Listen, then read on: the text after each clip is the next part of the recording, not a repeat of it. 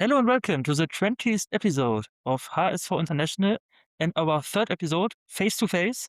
I'm Lennart and with me, Philipp. Hi, Philipp. Hi, Lennart. Nice to be here together with you, this time in Münster at your place. Right, last time in Essen and our first Face to Face podcast was in Mallorca. So, True. just to sum those three, surprise episodes, at least for us, because we didn't plan at least the last two well, very early in advance, I would say. It That's was true. Yes, pretty spontaneous.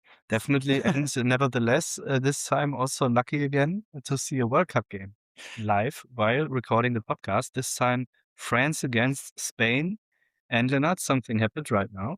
Yeah, just a minute before we wanted to start this podcast episode, Spain got a penalty, and of course we had to wait before starting recording. And Spain is now in the lead, and as you can imagine, right now we watch this match while recording this episode. Yes, and even better, while also dealing with the HSV again. Finally, after 2 weeks, finally back. It's a podcast about HSV, about what's currently happening at our club. But Lennart, we need to mention we may have some new listeners in this podcast episode, but it is already our 20th episode. Isn't this insane? 20th episodes so far. Yeah, it's absolutely amazing. I mean, it's now around half a year that we started this, and time flies.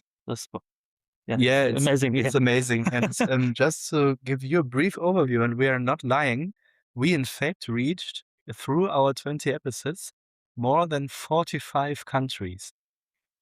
Did we expect this to happen within 20 episodes only? Well, I can only speak for myself, and no, I didn't expect this.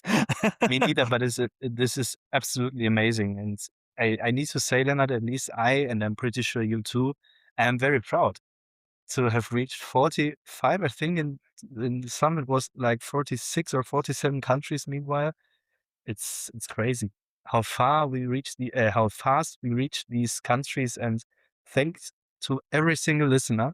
Let us know from where you have listened so far. We would be really happy to also receive some messages. May it be through Twitter. We recently set up a new account there. Meanwhile, it's X, right?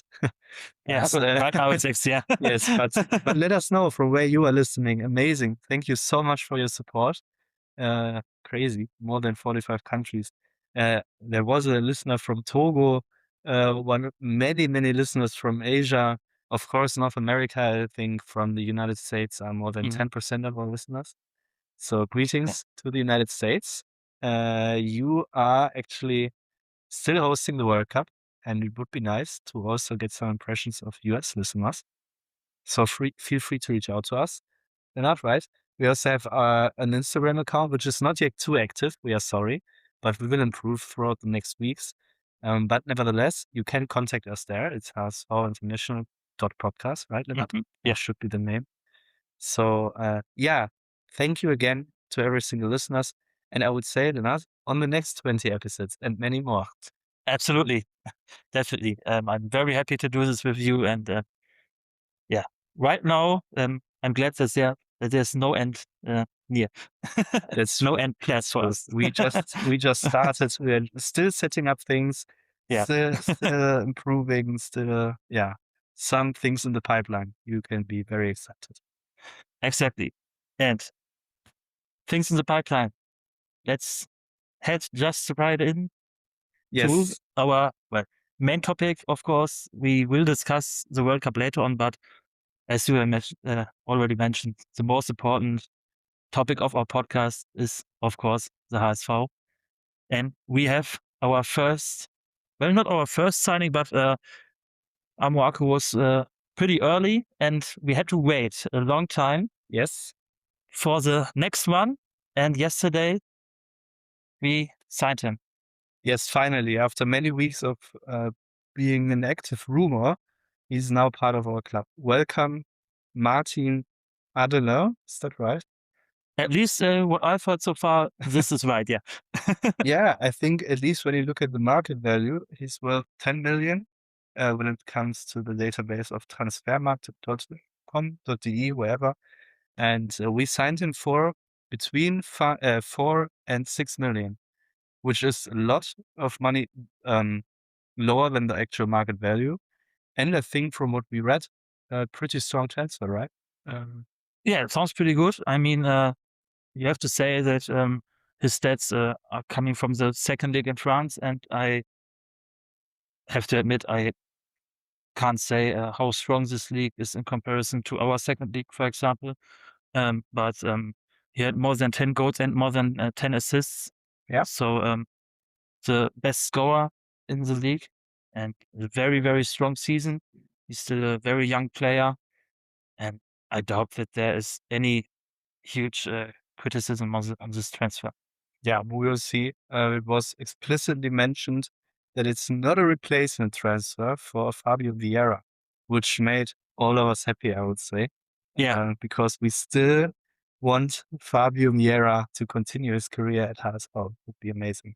Absolutely. And this was my only fear when I read about this rumor and about the possibility of the transfer from Adana, that this might be a sign that Fabio will not come back to us. Right now he's at Arsenal already, but yeah, it was said, like you mentioned, that he isn't a replacement, and therefore we will still hope. And we can still hope that he will join us also for the next season. Let's see what happened else on the transfer market. Just today, Brighton finally signed Luka Vuskovic for, I think, more than 50 million euros or pounds. Yeah, I've read with possible Boni can reach 57 million euros. Okay, so probably around 50 million pounds.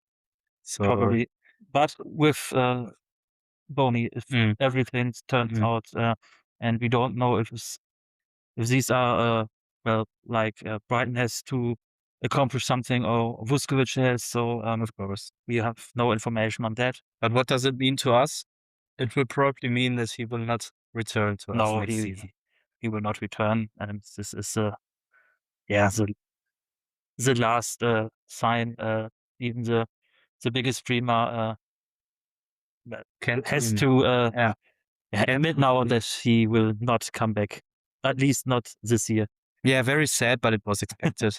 And wishing him the best of success in England, in probably the best league in the world, with an ambitious club, with a not so nice coach.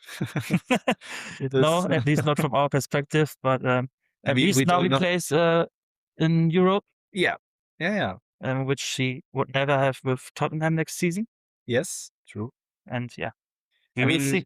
Also to Fabian Hützler, we of course don't know him, but to all our listeners, you probably know that he was training St. Pauli, one of our biggest rivals, city neighbor, when they were promoting to Bundesliga.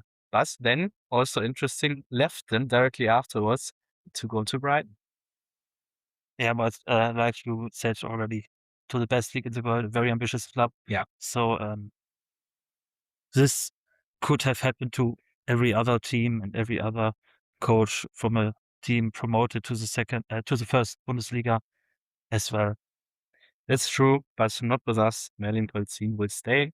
I think his contract lasts for 1 more year. So first thing to do for Kathleen Krüger, I think this was also mentioned in the newspapers. She will now speak to Merlin Polzin. She will now get to know him. And probably one of the first things she would like to do, in our opinion, please extend the contract of Merlin Polzin. That would be amazing. And I mean, regarding Merlin, you can say he can change transfer to a bigger league, but never to a bigger club. So there's no reason for him to leave. Yes, absolutely. And this is not only our opinion; it's also, I guess, Merlin's opinion, because he's also supporting us ever since he was a children born in Hamburg. So we could not imagine a better coach, right? Absolutely, I'm very happy to have him, and let's hope that we can, write our success story farther and farther. That's right. But anyways, we have some more rumors, but I think only one more to talk about in this episode. Elias Baum, we already mentioned him throughout the past weeks, I guess. Give us an update. Exactly. We already mentioned him, and it might be the case that this week there will be a decision because Eintracht Frankfurt is about to sign a new right back, probably tomorrow or maybe in 2 days, but it seems already close. And after that, it is so far mentioned very sure that Baum might transfer to another club. If this will be Hamburg or Bremen or Augsburg is about to be seen, but at least it sounds like there will be a decision in the near future, probably this week, maybe next week. We'll see. Let's hope that it turns out for us and in our favor. And this must not necessarily mean, of course, that he transfers to us. You never know what happens. I mean, when we think about the last transfer season, we saw what Werder Bremen did as well with Victor Boniface. We also thought, ooh, what a crazy transfer. And then you know how it happens. Also, same with Naby Keita, remember? When Werder Bremen signed Naby Keita and then he only made... Oh, It was Keita, yeah. Yeah, but it was not good, right? It wasn't good, no. Yeah, he just played a handful of games. Yeah, it was probably even worse than Boniface. So let's hope that this is not a, let's say, same sign when they now want to sign Elias Baum. You know what I mean? When they're interested in the same player. Yeah, maybe it's a sign for Baum that he should transfer to us and not to fail. Let's leave it like this. This doesn't happen to him as well. Exactly. But still, we would need one more striker, I would say, if not 2 or 3. Anyways, we do have one striker in our team who did not get too many chances last season because he was still young. He was transferred on loan to SV Elversberg in the first part of the season, then came back to us. Lennart, about whom am I speaking right now? Yeah, about Otto Stange, who played a very, very good, under 19 European Cup with Germany. Yeah, amazing. He was scoring 4 goals, I guess, right? Yeah, 4 goals and 1 assist. Yeah, that's absolutely amazing. He was then, in the end, the top goal scorer of the tournament, right? Alongside a Spanish striker. Alongside a Spanish striker, yeah. You could say Stange was even better because he played 1 game less and fewer minutes, but there wasn't a difference for the UEFA, therefore they had to share. Yeah, I think he can perfectly live with that, right? Yeah, I hope he can live as well. But I mean, for him it would be nice because the Spanish striker won the Euro against Germany in the final. Therefore, it would be nice if he at least got this one for him. But yeah, they've both won it, and it didn't make his performance any worse. In the end, amazing, let's say, signal, right? To have one of the most promising German talents, not only German talents, one of the most promising talents of the European tournament from the under-19s in our squad, actually, in a very valuable position for us. Amazing. Very happy to have him. And he as well, like Merlin Polsin, is a huge HSV supporter. Exactly. And I mean, not only because he's a supporter, but because of his performance, it is a clear sign for me that we don't need 3 strikers. Yes, I agree. We definitely should keep him at the club because he's now 19. How long do you want to wait until giving him a chance? You have to keep him in the squad, give him the opportunity in the training to show himself. To show off. Of course, we need at least 1, maybe 2 strikers, definitely. But yeah, you let's have to give him a chance. Definitely, I agree 100%. Look what kind of a talent we got in this position, and jewel, and now we need to let him play and let him, or offer him the possibility to show his skills also in the Bundesliga and to develop in this position. And I mean, remember the last times when he played on the pitch, he was brilliant. Imagine, I must admit, I don't remember the opponent of the game, but when he showed up, what dribblings he did, it was Oh, what a nice, not goal from Spain, but it was an amazing attack. However, back to Otto Stange. When he showed up on the pitch, the dribblings, this freedom of how he played, was not afraid. It doesn't matter who was his opponent's defender. He just played. It was just a pleasure to watch him play. Yeah, I think it was the first match against Leverkusen. At least I remember his performance from that match, and I really liked it. And it was at least bringing some new new energy in the game, which we really lacked that day. But yeah, so I would say it would not be too worse to start with Otto Stange also in the first games of the season, and then wait a bit until we may sign another promising striker. And of course, we need one earlier, definitely. But yeah, with Otto Stange in the back, amazing. Lennart, it was almost 2 weeks ago that the DFL published the appointments and the schedule for the next season. Would you start pointing out some highlight games of next year?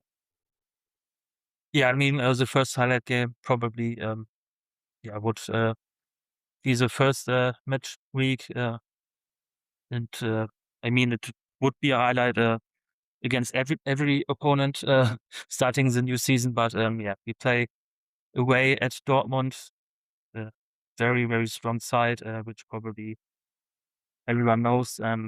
Last season we had a very, very strong first half. Yeah. And a not so good second half. In the end, we lost 3-2. Still a good result for a newcomer. Definitely. In Dortmund. And let's see what we can get out from this match. I look forward to the new season and, of course, to this game as well. Yeah, me too. I would say it's good to have it and Borussia Dortmund as an opponent in one of the first matches and not as one of the last opponents when we may really, really depend on the next points. It's then better to have them in the first place. Our first home match will be against Mainz, also still in the summer, in August, or is it beginning of September? It's September then, and in Hamburg against Mainz, first home match. But probably the most interesting game of the first part of the season and the month before Christmas will be which game, Lennart?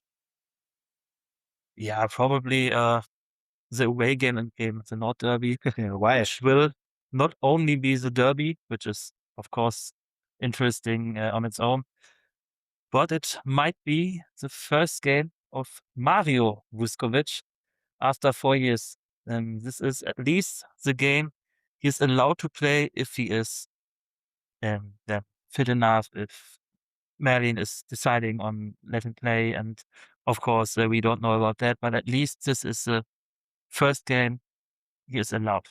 Yes. And the first game, the first home game where he will be allowed to play again, will be then an absolute highlight game against Bayern Munich. Yeah, not the worst 2 games to start, right? No, definitely not. 2 very, very important games for us. I mean, against Bayern Munich, no one really calculates with points, but nevertheless, it's a game where all eyes are on this game, and all eyes are on both teams, both players, and especially then on Mario Vuskovic. I'm pretty sure they will assign the most important slot in this game, right? Saturday evening. Yeah, I'm very sure about that. Yeah, it was also the last time. Let's see. Last game before Christmas will then be away in Elversberg. I must admit, Lennart, I really hoped that the last game before Christmas would be a home game. Because, and probably some of our listeners know as well, I will move to Milan to Italy in the summer. And when I will then come back, I really hoped to see a home game. But yeah, Elversberg away. Not too promising, to be honest, without being disrespectful to Elversberg. But I really hoped for a better city than a proper city. I mean, Elversberg is not even a proper city; it's a village, and Yeah, I think most of the supporters in Germany might understand this. And I mean, if not the home games, there are still games which are near to us. So like Mönchengladbach, Köln, Dortmund, Schalke. So there are a lot of games which would be nice at this week. And I would say, Yeah. but I mean, Elversberg is not that game. no, we don't have influence in these schedules. We're just awaiting it with so much joy. Then I saw the schedule and I was like, But never mind. In the end, might be good to play them. In the end, it also means that we play Elversberg as one of our last opponents. Also, I think then it would be the third to last match day at the end of the season, which is then also good for us to have one of the, let's say it very, very carefully, maybe weaker teams in the end of the season. Yeah. Nevertheless, anyways, let's continue. The last overall match day will be away in Augsburg. And there, Lennart, I really hope again to have a home match. I don't know when we had a home match as our last match day of the season. The same goes for the first one. Really? Yeah. It's a very long time now. And yeah, I was kind of angry, to be honest, because of that. Because it's so long that we have had a home game in the end. And yeah, I think now it gets time. Yeah, I think so too. Let's go through it. I think last year we played, of course, last season was against Leverkusen. The season before was against Fürth. The season before was against, do you remember?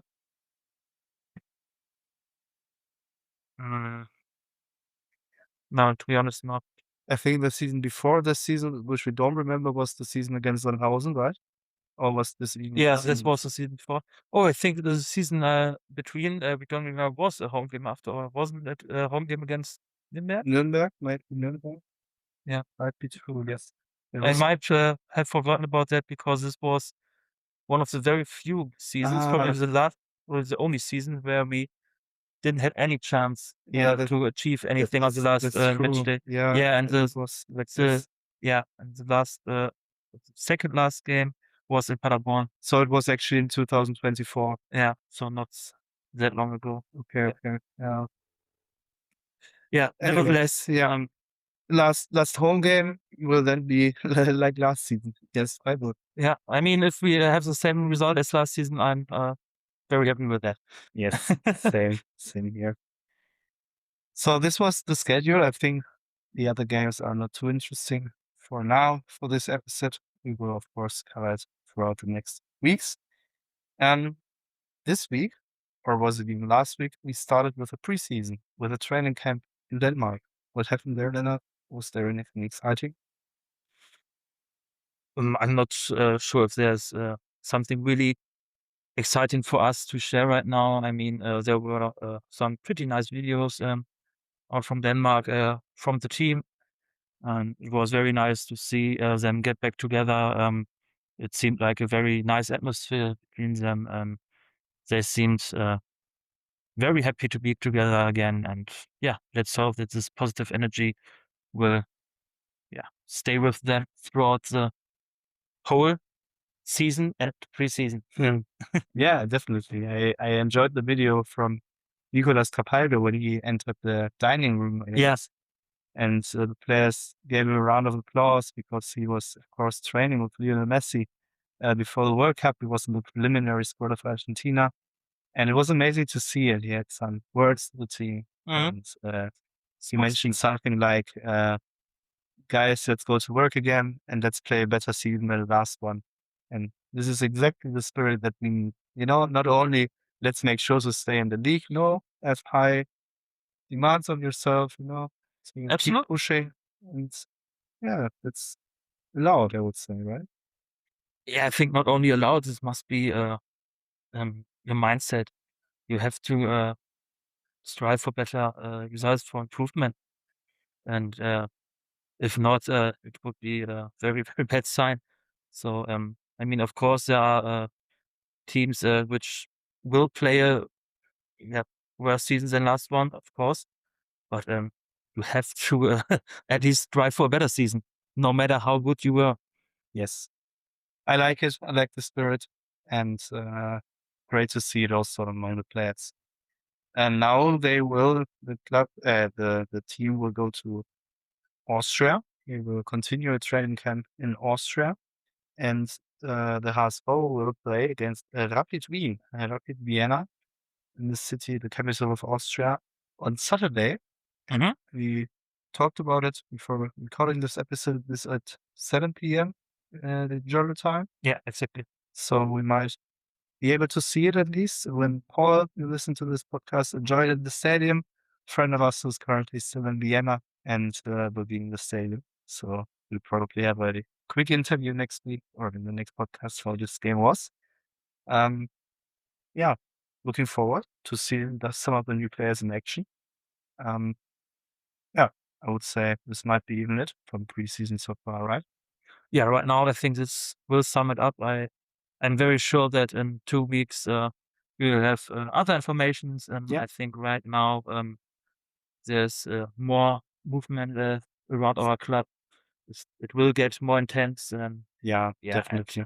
Especially toward the ends of the summer break. exactly. And yeah, let's see what we can cover in 2 weeks. But now we have other topics alongside our favorite club. Yes, definitely. But maybe just one more thing. I'm still happy that we did not yet have a severe injury during the preseason. Of course, the preseason is still running and just getting started, but we just read an article about Sebastian Schonlau, a former HSV player who was getting injured right now. And we were discussing whether his career might be unluckily over through several injuries right now, right? I think in Vancouver, where he played alongside Thomas Müller, he did not really get the chance to play because of several injuries. And now back to Holstein Kiel, to our former coach Tim Walter, directly again injured. So also get well soon, Basho. And I just wanted to mention it because there was a new signing from Holstein Kiel last week with Farid Alidou, also a former HSV player. So we looked it up before the episode, and we now have, with Tim Walter, 4 former HSV players in the first squad of Holstein Kiel. And isn't it right, Lennart? Yeah, Tim Walter and 4 players. Tim Walter and 4 players, yeah. That's crazy. You always see on social media new videos from Holstein Kiel announcing a new former HSV player joining their squad. Amazing to see, and amazing. Pay attention to the comments below the videos. It's amazing. I mean, I think there are at least one other player from our Czechia who played in our youth team as well, but he didn't really train with the first team. Therefore, yeah, I'm not sure how many players right now in Kiel have a HSV past or background. Yeah, exactly. But at least 4 players who would have played a role, or 3 played a role. I think Reimers could have played a role if he would have wanted, at least. But he chose not to extend his contract with us, and which probably makes sense for him, but might be a loss for our club. Yeah. Probably. But now you mentioned already other topics beyond our club. And there is still ongoing, probably last time we mentioned it. Of course, next time when we record the podcast, we will pay attention also to the World Cup final, but I mentioned it now, World Cup. There are 3 more games after this one. We are currently looking, meaning France against Spain. Then the last 3 games, next semi-final, Argentina against England tomorrow. Game around and about the 3rd place and the final itself. Lennart, we already discussed the 2 semi-finals, or at least mentioned them. Let's first draw the attention back on our HSV representatives during the World Cup, because we numerously mentioned them. 3 HSV players, and how did that happen? Because this is spoiler, as all of you know. No one is still involved, unfortunately. Yeah, unfortunately. I mean, Vuskovic was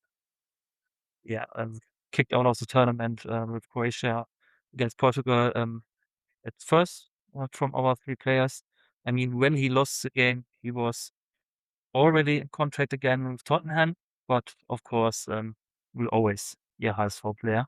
And therefore, I was, of course, hoping that he would succeed. But like you all already mentioned last episodes as well, he didn't play it anymore after the first game, sadly. But for him, I think it was the round of the last 32, right? I think Same so too, round, yes. Germany lost.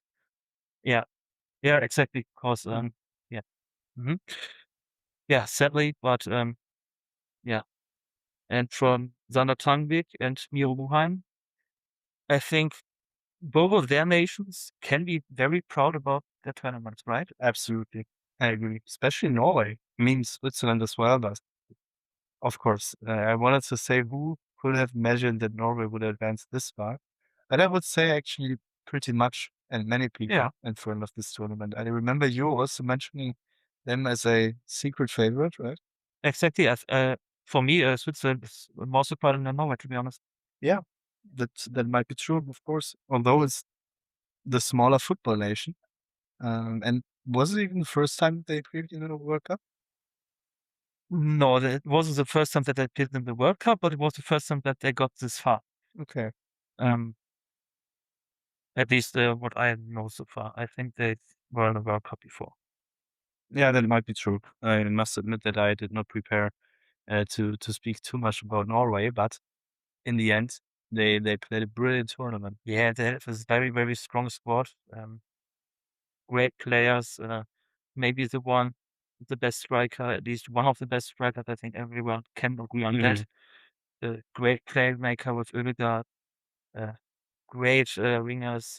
If you can bring Musa, who I believe would definitely start for Germany, for example. And he's on the bench for Norway and in many games. So on a lot of positions there, at least on the same level as, let's say, large football nations. And they could have won against England as well. It was a very close game. Yeah, I watched the highlights. We also discussed it before this episode. You watched the game? Yeah. I just saw the highlights, but yeah, I agree. It was very unlucky. I think they had a long part of the game where they really dominated the game, right? I'm not sure if I would say that they really dominated the game, but it was a very, very close game. Some difficult decisions were against them. So in many decisions, many situations, they were really unlucky, and it could have gone a whole different way. And I mean, I don't know if you saw the interview from Thomas Tuchel after the game, but he was very angry with the English performance. He really attacked his own team, Yeah, I saw it. and which got him some backlash back in England. Yeah, I just also read about the conflict with Jude Bellingham. Yeah, from Bellingham as well, of course. And I'm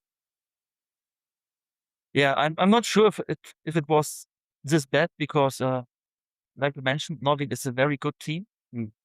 But he wasn't happy, and this is a sign that England wasn't as good as he wanted them to be, at least. Yes, but still, unfortunately, without Sander Tangvik, who participated in the World Cup as a third goalkeeper. Yeah, and one of the very few, if not maybe the only one, I'm not sure about that, didn't play a minute for Norway because they almost changed the whole team, maybe the whole team in the last group match.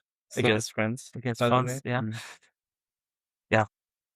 A shame for him, but he will get I mean, this minutes in the future, and I'm still happy for him to be part of this journey, to be part of this World Cup. exactly. I mean, you Yeah. can be so proud just participating, just being with the squad. Imagine he shared the locker room with these amazing players.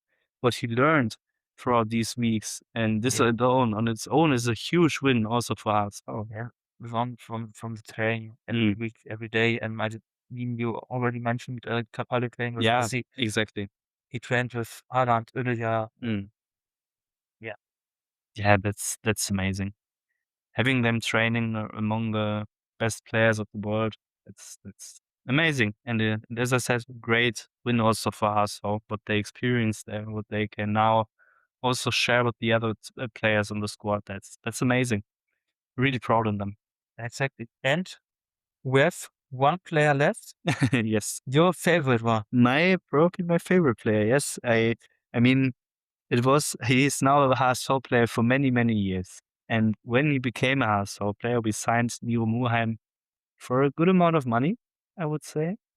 Yeah, for a second league team, definitely. Yeah. And back then, not too many people were really convinced that he is a good signing for this amount of money back then. And I can of course also understand these point of views, but I was always believing in Miro Muheim, and I really liked, and this is something I really, really value with players, is their first contact. You know, when the ball approaches them, how they handle it, and how they, control the ball with the first contact and initiate the next move already. That's amazing, and this is a skill Miro Muheim has, without a doubt.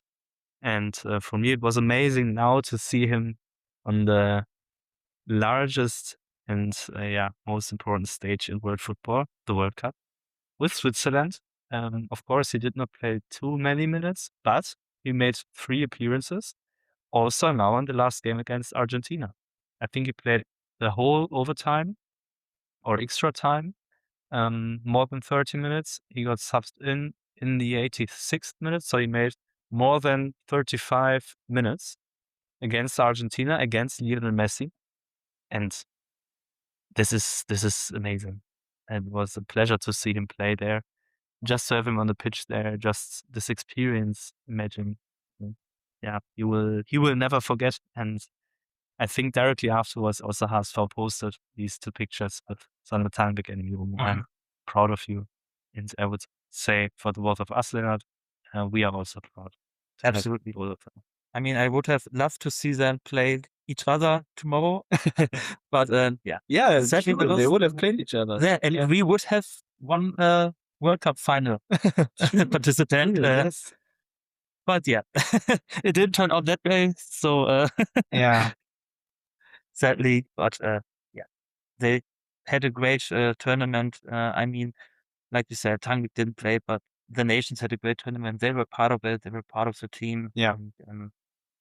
And with Miro Muheim, he is the replacement, let's say like this. I mean, at least he was for Ricardo Rodriguez, left back with for Switzerland. And this was probably with great chances his last tournament for Switzerland. And now Miro Muheim may become the chance in the future to be Switzerland's #1 left back. Probably, yeah. Or this is another thing. Ricardo Rodriguez now still has no club. Maybe they will fight for the same position in Hamburg because we still need backup for Miro Muheim, and then we this would be amazing. Yeah. This would be a great replacement. This could be a fantastic duel on the left side in Hamburg as well. Great idea. But don't misunderstand us. There isn't any rumor about that. I just thought about it when when it was said during the probably last game. I think it was that Ricardo Rodriguez has right now no club. And I thought maybe Hamburg could be a final destination for him because he knows the Bundesliga. True, with VfL Wolfsburg back then. Right? It was okay. Yeah, great thoughts. Yeah, but unfortunately now all of them are out. Thank you so much. It was a pleasure to see HSV players at the World Cup. And this alone is great to be back in the Bundesliga because this increases our players showing up in the World Cup. This increases the possibility for them showing up. Absolutely. But it was not everything pleasure. This World Cup, especially, let's say, phone call from a very special politician. Very high-ranked politician. Probably the highest one. Yeah. Yeah. Donald Trump calls Gianni Infantino. Why? Yeah, I think there was this situation with Florian is his first name, right? Balogun. Fullerine, I think it is. Fullerine. Okay. Sorry, they made a German name out of it. No, so the US striker Balogun had made a foul against Lennart, was it? Or who was the opponent? I don't really remember. But never mind, a foul and saw the red card and was I suspended. think it was against Bosnia. And he was suspended for 1 or 2 games? For 1 game. For 1 game. Then the FIFA received a phone call, probably all of our listeners know it. The suspension was overruled, no suspension anymore. He could start against Belgium. Luckily, Belgium won, and we have no more discussion about what happened when or if. Yeah, so what do you say? What do you think, Lennart? Was this right move? No, obviously not. I mean, first of all, this is a red card. So, therefore, there was no reason at all to take this decision. I mean, it is a red card. Every situation like that is still, well, shown. There's shown as a red card. And I mean, we were all angry that Messi didn't get one. And now with Balogun, there are people saying, yeah, of course, it's right. No, it is a red card, and he should have been suspended for this game. It is ridiculous. I mean, this is a huge problem. I mean, yeah, we can say Belgium won, everything's over. No, it isn't. Because of that, FIFA, this is a clear case of corruption. I mean, this is not a single referee making a mistake. We had those, of course, in this World Cup as well, in many games, and this can happen. I think some of these mistakes are not allowed to happen if you have a VAR, but they still happen. But now they have the right decision, and because of a phone call from a politician, the FIFA says, okay, then he is not suspended. That's not the way how it should work, right? I mean, we could discuss it a lot, and I would say that most of our listeners should have the same opinion here and agree with us. This was also the echo on media, maybe newspapers across the globe. Also the UEFA intervened here, and I don't know how they reached out to the FIFA, but made their position clear, and I think all the other corporations too. The problem is that the FIFA now has no credibility at all, because we have, just to make an example, Portugal against Croatia. Croatia scores a goal in the last second, which is overtaken because a sensor in the ball shows that a single hair might have, or probably have, contact with the ball, and therefore the Croatian striker was in an offside position. You couldn't see the contact, but there was this sensor. Okay, let's keep it at that. Then we have the game Norway against England. You can see a clear change of direction when the ball might have hit a camera above, right? Yeah, the cable from the spider cam, I think it is called. And the FIFA says there was no signing from the sensor, but you can see the change of direction. Was this the reason that there was no sensor signal? Yeah, therefore the goal was given. But you can see that there's change of direction, and after that, I have really problems with believing any statement from the FIFA. I mean, I don't want to say, of course, every game now is corrupted. Of course, this is not the case. But right now, I can't believe anything the FIFA, ruled by Gianni Infantino, says to me anymore. This is just a circus. I have no other name for that.